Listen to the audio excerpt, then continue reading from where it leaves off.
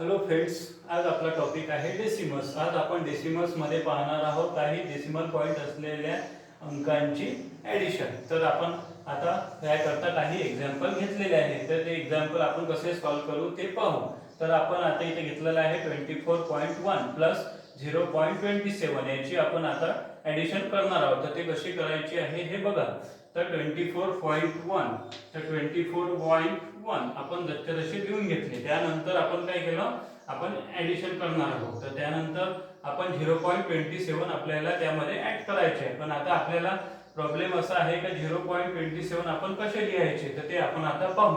तर ते तुम्हाला काय करायचं आहे, तर पॉइंटच्या खाली पॉइंट घ्यायचा आहे।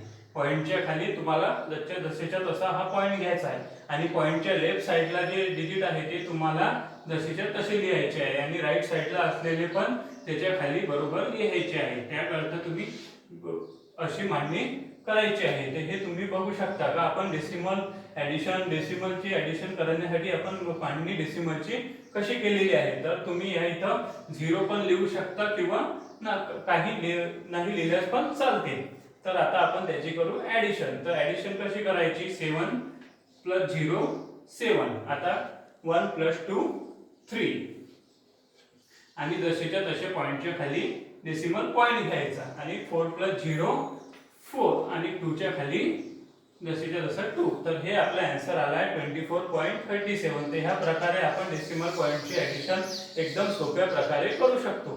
त्यानंतर आपलं दुसरं एक्झाम्पल आहे 9.21 प्लस 70.3।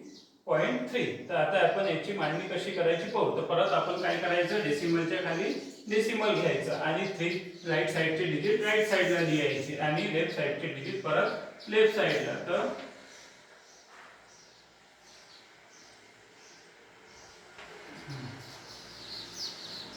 आता आपण व्यवस्थित प्रकारे मांडणी केलेली आहे। आता आपण याची करायची आहे ॲडिशन। तर ॲडिशन करताना तुम्हाला 1 इथं काही नसल्या कारणामुळे 1 च्या खाली 1, आता 2 + 3 काउंट करायचे आणि येथे आन्सर लिहायचं 5। पॉइंटच्या खाली डेसिमल पॉइंट जसेच्या तसा येईल आणि 9 + 0 तर ते होतात 9 आणि 7 च्या खाली काही नसल्यावर आणि वर काही नसल्यामुळे 7 + 0 म्हणजे 7। तर हे तुमचं आन्सर आलं 79.51। तर ह्या प्रकारे तुम्ही डेसिमल पॉइंट ची मांडणी करून बरोबर ह्या प्रकारे तुम्ही ॲडिशन करू शकता आणि हे एक्झाम्पल तुम्ही सॉल्व अशा प्रकारचे तुम्ही दुसरे पण प्रॉब्लेम ह्या पद्धतीने सॉल्व करू शकता। जर तुम्हाला हा व्हिडिओ आवडला असेल तर नक्की लाईक करा आणि शेअर करा आणि चॅनलला नवीन असेल तर चॅनलला सबस्क्राईब करा। थँक्यू।